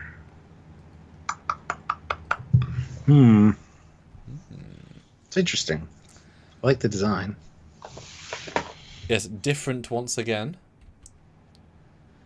I think when I look at the main hull of it, all I see is a little security camera at the top. Those little rotating ball ones. I do too. Yeah. But I mean, talk about it. Definitely feels aggressive in that I see a lot of. I think I see a lot of guns. Are they or they're not? Don't know. But I can't tell the scale for anything. No concept. Clearly, it was not designed to be seen like this, as in, like it's not meant to be seen up close because there's no. The detailing is readable. There's guns. There's plates. But as soon as you get close, like, oh, there's guns and plates and nothing else. Looks like an astromech assault ship. Yes! Throw one astromech Oh in. my god, no, there's a TIE fighter in the middle. It's a TIE fighter. It can fly beside Jedi starfighters. It's the new TIE fuck you-a-thon. I'm gonna let you place it while I cool wise, it's up there, but yeah, neither of us remember it. No, so but I'm happy to go see because it's about as interesting as the one we just looked at. That's fair. Yeah, that's fair. All right, Dan Ben. Nope, did that one. Sorry, Classic for Real, $10. Thanks for reminding me again, Sam. We need the D, Enterprise D. Yes. And Kirk's Enterprise. Yes. The one that Gabriel Kerner made. They're both going to be S tier because that was a nice send off. Well, not for the show, but for it was nice seeing those ships back and having the voiceovers. No, not at all. I'm just trying to explain myself. Having the voiceovers from the different captains, it was beautiful. Just for the end of like a documentary about Star Trek, it would have been great. Mm-hmm. For the end of a series that didn't have anything to do with those ships necessarily, not so much. Gabriel Kerner's Enterprise and rendered in render passes for once with actual, like, there's more iteration on it for the Enterprise. Gosh, imagine doing, we haven't done TNG shots in 15 years. Let's do more Enterprise D flybys. And like, okay, cool. No, look, I mean, it looks absolutely gorgeous in the episode. I think this is one of the best it's ever looked. Yeah. It feels faithfully Star Trek, but has that extra level of detail and lighting interaction. Yeah, it's really nice. And it moved in a way that you never saw it move. So it kind of had a weightless lack feel, compared to the miniature, but it was really great. Really, really pretty. But I would disagree with you about the colony, the Enterprise itself, because it's only in this one shot. So I don't think it could be S because it's literally a one-shot wonder. I would give it A for Legacy, but I don't think it should get the S for that. Because the D was in actually lots of shots in this episode, way more than it had any need to be. But they were like, we're just going to keep doing more shots because we love it. Yeah, but to see this, like, to hear Kirk's voiceover and see this new shot of the Enterprise, it's just, such a moment. Mm. You can't put this anything less than an S. Overall, if then. If you do, I'm going to hang up the call. But only in 24 minutes. Gonna hang up the call dramatically. Do it right now. I'll rank the rest by myself. No. I'm fine with that. I need to, go lay down. I feel like crap. Excellent. All right. But yeah, Enterprise D looked fantastic in that show. So, Sergeant Montgomery, $2. I'll play the Illyrian Starship. Which is weird because that's not what it's called in my file. Oh, it says the very clever, I would say, Dederadex Kit Bash. Oh, good God! Yeah. It's just the very definition of a physical model builder's kit bash. Just take another model kit and modify it. Good God. But does it look the same without being told? I recognize it instantly, but yes. It kind of gives Dominion bug ship vibes, though. Yeah, I just love it. It's a really great episode. It's a really great ship in the episode. It doesn't feel to Dederadex once you see it. It's like, oh wow, they did just kit bash it. But they plated it. In fairness, they did more things. And then, guess what's at the front? USS Voyager impulse engines facing forwards for some reason. Huzzah! But you know what? I actually really like the way it works. So I'd give it a B, because I think it actually, as a piece, it flows really well. Mm-hmm. So should have made a few more changes so it wasn't as recognizable. Yeah. Or just no one will notice. Or just take out some of the Dederadex details. That's what I mean, yeah. Yeah. Yes. Up next is Classic for Real again, $5. Regeneration Borg ship. Actually, I haven't got that. There's quite a few different versions of that. Well, yeah, I assume the end one, which... Yeah.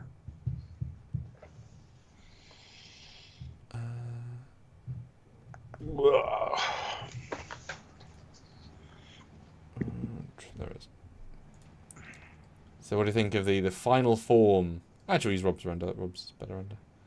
Oh, is it not? Oh. Oh, that's not. It's Rob's stolen render. Okay, don't do that.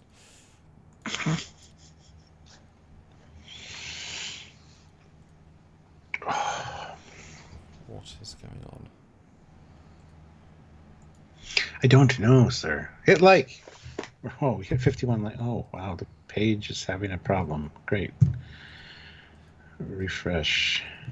So yes, the multi-improved ship basically added shit to the model, really. Yeah. I mean, it works, I would say.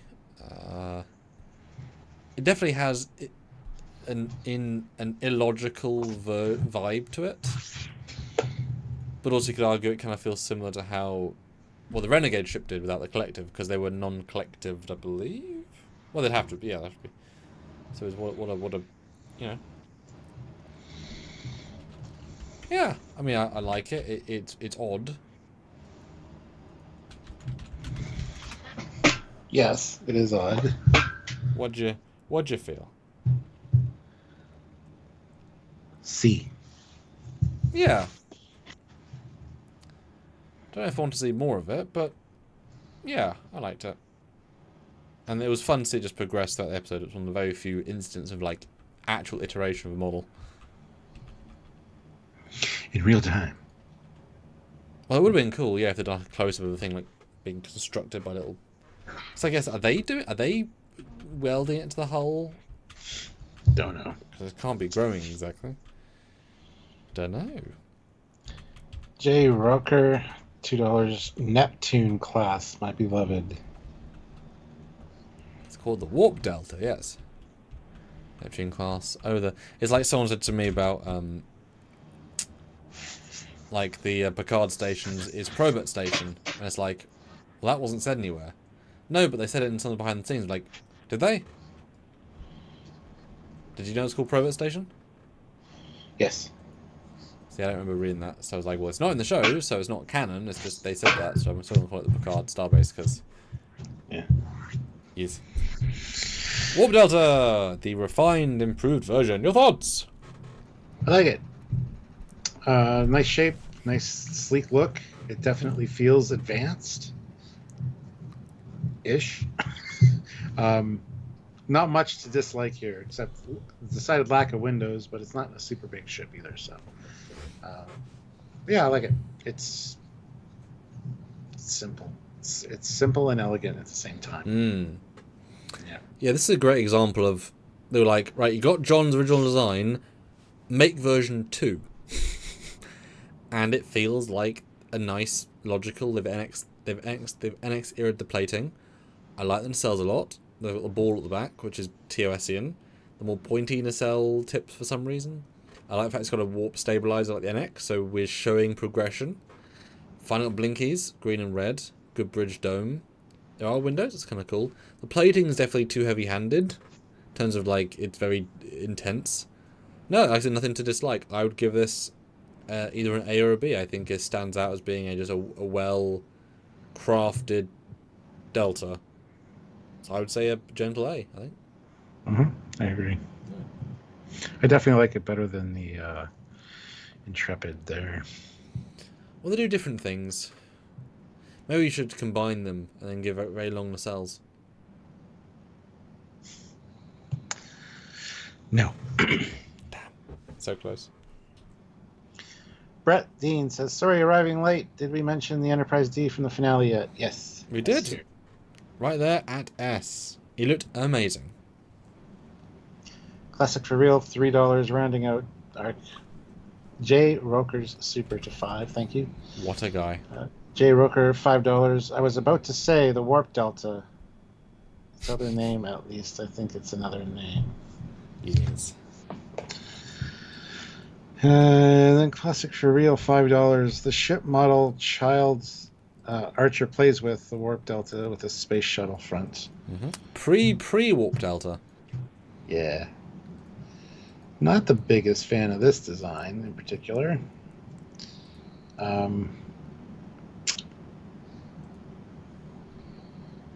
Again, feels very NASA-like. Like shuttle elements to it, the orbiter. But with a Star Trek vibe thrown on those nacelles, so it's all right. There's a better one from the intro, though. Whatever the name of that X ship is. Oh, yeah, it's the X-33. Yeah, the X-33. So many pointy ships. We iterated so much. Yeah, considering we don't really see this one, we just see a remote-controlled model of it. Which, of course, this is. Yes. No, it's. I mean, obviously, it's a joke within a joke, but it's a model, literally a model. So therefore, it could be a fictional one. It could be art interpretation. It could be a fighter. It could be it could be literal. You see two people in it, but that G.I. Joe have out of scale things all the time, right? So it's very subjective. But of course, it has John Eves' fins. You got him in there. He did. And it's pretty consistent. I would give this a solid C. I think it's for what it's trying to be. Yeah. But I think the X-33 is much better. It would be much higher on this list. Yeah, I like the X-33. But I've always enjoyed the one it was based on. I remember getting a model of that, or like a metal, actually at the Texas NASA location mission control, which I barely remember because I was very, very young. But I do remember the rocket, which you'd think it would stand out because it's a space rocket that you're looking at physically. But I wish I remember that trip more because it was pretty cool.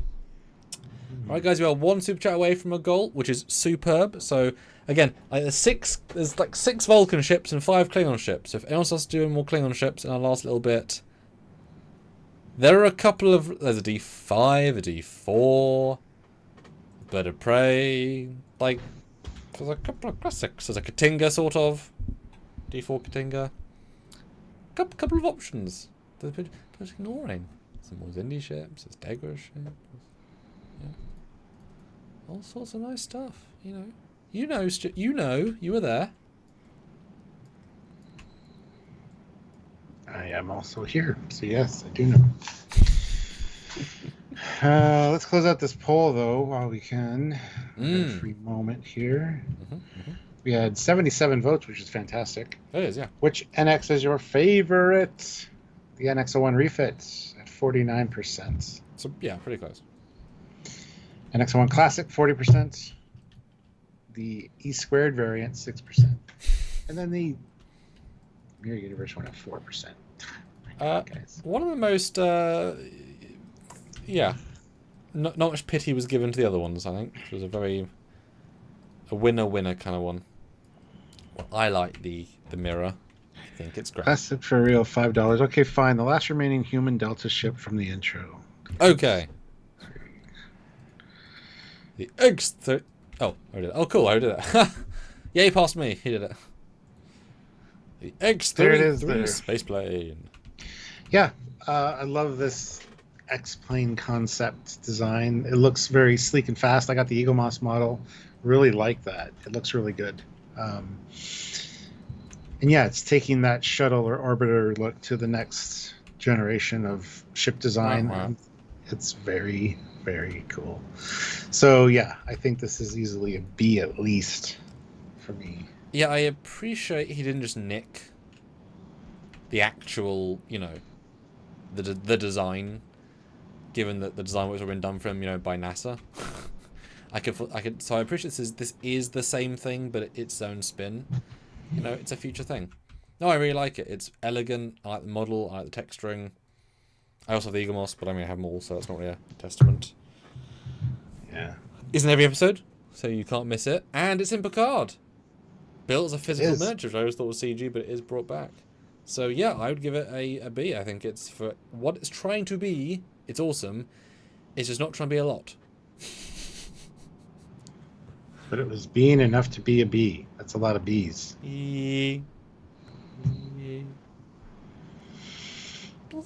Yes. Joker. $5. What about the Sullivan? I think you mean Sulaban ships. Is there a polygon you prefer the most? No, I don't like the Suliban ships. They're simple. Like I get the idea, but Well, let's do the least used one. Well, I guess you could argue all the least used. They're only Suliban cargo / larger ship. that I don't mind. It's See. got stuff going on. It's not just a Cell. yeah. I love the concept of the cell ships, but they never. And I've done one film with them. I was very pleased to bring them in. They're sort of underwhelming, although when you realise how small they are and how advanced they are for how small they are, like one is a threat to the NX-01 and a cloak, and the thing is just physically the size of a person, and have a shell around them. It's really, I mean, they're given time tech, right? So like more advanced tech, but it's like really cool. And this is the cargo ship from the aforementioned Tholian episode. I believe the idea is that all of the other pods are also ships and they can fly. But Yeah, I as, would assume so. but as Suliban, they just connect to a central thing with yeah, this is cool. This is a fun. I mean, that you can bank, and this is kind of cool. It's kind of I think it's a B for me because it's kind of. I was gonna say that because yeah, it's better than the cell ships. Because this takes like it's like the Helix is a really awesome design. The space station it works as a idea of connected pieces, but a design. This is the same thing. It's not just a cell, it's a design of cells. So had there been the standard Suliban cruisers were actually a ship with cells around them in a weird formation, I'd probably like the race more. Whereas this is just the simplicity of the single cell. I've said cell so much my entire life. B it is. Which is quite a high ranking for a random cargo ship we saw once, but yes, it's a good design. I think I've seen it twice. I think. Classic for real, $5. Wait, there's one more Delta-ish ship, Shuttle Pod 1. There is. There's also a shuttle pod refit, which is never talked about, with extra things. Shuttle pod. Your thoughts on the shuttle pod? How much do you love it? Shuttle pods. Oh, I don't like them at all, actually. Spoke too soon. The back end's not so bad, except for those wings that come out. I get it; it's for atmospheric. That's fine. Where do they go? Where do they retract into? If you look at the inside where of they that go? yeah, and I hate the bubble thing on the front. The shape of it it's a bullet with like a few. The inside's not bad. I don't mind the inside, but I don't like it. Used quite extensively. I'm not. So that's my take. There you go. Well, yeah, it's what it's trying to do is a NASA. We could make this almost a day pod, maybe not the engines, but the physical design. But it's too real. You know, there's nothing Star Trek about it. There's been anything sci-fi about it. But what it's trying to do, it does it well. Well, I've always wondered, what are those things? There's like slices at the front, as in the front sides with little metal bits. Like, they can't be RCS thrusters, surely, because they're minuscule. But there's not anything else there. Well, they don't have to be big to move the ship in space. Well, no, it's designed to go atmosphere and back, so you'd think they need quite strong thrusters to fight gravity. For an atmosphere, yeah, absolutely. But then it acts more like a plane with the engine on the back and the wings, as opposed to... But the wings don't do this, though. You don't know that. Maybe they do. Okay. I feel like I do know that. They don't move, surely. Where do you want to rank it? I mean, it's classic, right? It's in most episodes. It's in a lot of episodes. I mean, it's got to be at least a C. Just personal preference. I wouldn't put any higher, really. But you know, I'm sure people love it. If you love NASA and modern stuff, this will probably be an A for you. I just don't have much that personal love to it. Yeah. And classic for real throws in another $5. Let's talk about it now. The NX-01 shuttle pod refit. Yes. Did you know it existed? That is the question. Did not. That's what I was just going to say. I do not even know this is a thing. And I don't have it set up, but it was obviously shots of it because it's in the episode. 1 second. I'm just watching Mayweather in a shuttle pod the shaky camera. It's totally what was happening on stage, and not. Okay. And there's 2 elements that make it refitted, I'm pretty sure. Hey, Raj Love NASA. Good for you. I would love NASA if they kept doing stuff after, they went to the moon. Then watch For All Mankind. Yes. You know what I mean? If they didn't just stop. As it felt like they stopped. So yes, this is the it's the refit. It has extended and different. Oh goodness, yeah, it has extendable wings. It has 2 additional wings at the top, and I'm pretty sure. I mean, I know one of them has phase cannons that come out and fire. I'm pretty sure it's this one. Little ones in the sides. I think, pretty sure. But yes, it has more wings and fins, and this is in the Vulcan Kishara episode where it comes down and says, "Hello there." So yeah, teleport refit. You're like, okay. Where was I when this came out? I bet you're thinking.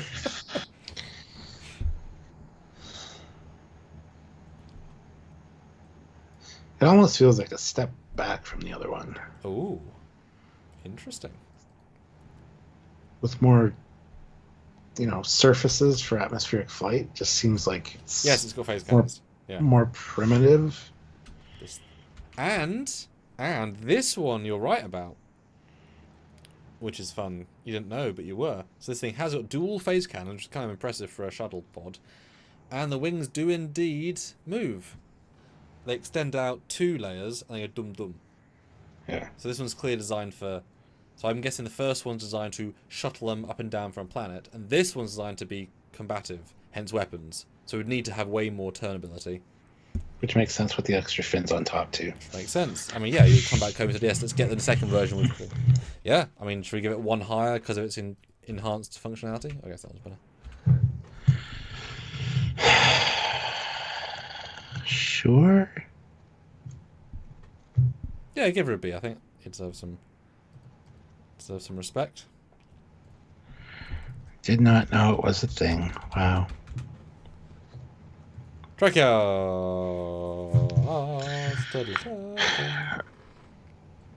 Classic for real, $5. Does the NX-01 refit herself even count? Even if we never actually see it in Enterprise? It doesn't, really. But we should for this, just because we know Doug so well. Yes. Doug gets a pass. Ah, that's why it's not doing that. That makes sense.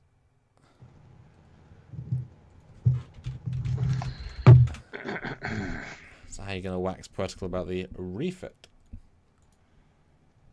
Wish we would have seen it on screen. I wish we would have seen it sooner. Yeah, not last year.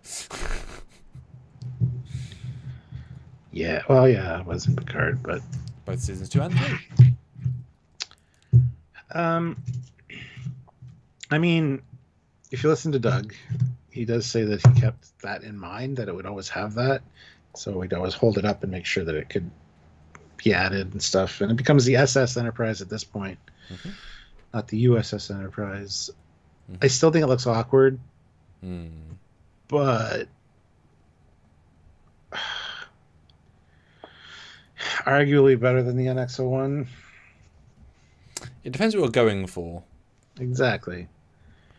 I think it feels less cohesive than the NX-01, as in to its own design. Yeah. Because it does feel tacked on, but it's also structurally, it's a tacked on design because they thought, oh, let's try this thing, tack it on, more power, right? Because really, and I've flown this thing a few times, it's so far back on the saucer, and it's so stubby that it feels, because it makes sense, it connects the nacelles, and it's the only place the neck it can be. But those are not well designed for that placement point. It should be way further forward and be bigger. But there's no space for that, so it's tiny and right back. So it feels disproportionate. And 9 views out of 10, you can't see it. Because anything like this, I'll see it. It's almost impossibly not the same. So it's odd in that regard. I wish there'd been a refit, where you could build it from scratch almost and see how you'd integrate it better, or at least from the start versus as an add-on. Yeah, it's hard to say. I think our very first time I ever used it in Trekyards, I did shots from like, it's not singing, because unless you do this, you can't tell. Like even that top down, it's kind of impossible to tell. What do you guys think? 3/4 views would still be very hard to see. Yeah, I mean, this is really the only angle you can kind of see in the front because the neck is so squat. Like, yeah, it's kind of like the Discovery Enterprise. Some views just doesn't work, just happenstance, right? But doesn't work.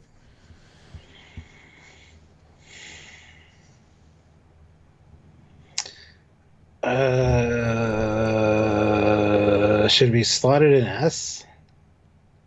It's actually a double S because it's the SS Enterprise. So. But at 0 seconds of screen time in Enterprise, which is frustrating because if they had the money and the time, it could have been in the finale as the cut to exterior shots. Yeah, I say that, but of course the Enterprise finale is a TNG episode, hence why the cut to exterior shots are of the D. There's 0 space shots of the NX-01 in the reef in the end last episode because it's not an Enterprise episode, TNG episode. So I'll go with A because it's not even in the episode. Yeah, that's fair. And it has 2 deflectors, yes. A far beefier TS one. And yes, the shuttle pods can launch down, but you can very easily hit the neck and kill yourself. So you have to be very careful, but there is clearing. There's no action launches on that ship. You be crashing. Dan Benso has 2 deflectors. Not really. I mean, he said yes just now, but in TOS, that dish was never a deflector until the motion picture where it became a deflector. And then it was just retconned to be a deflector in TOS. It was always a sensor dish. It was never called a deflector in anything. It was never a deflector until it was, and now that's all it is. And Raj, it's interesting that they called the United Earth starships SS, not UESS, United Earth starship. Well, by that point we have other colonies, so Earth is no longer the center. Yeah, that's true. So it's like calling a United States. It's like calling a ship United States now when there's other superpowers. Yes, Alpha Centauri and such are small, but like there's other colonies, so it makes sense to not name it in that way. Yeah, it's fine. Yeah. United Starship. And Lipol says, but isn't the point of a refit that is just strapped on? No. Mostly not. Yeah. A refit is usually taking it down to the substructure and rebuilding it. Or at least add a lot of changes. Yeah, we're adding like a lot of internal changes, things like that. That's a refit. Because the NX refit is a different colour, but it's the NX-02's colour. So it's a standard upgrade. It's got the points. The nacelles are different, fair, but they're not that different.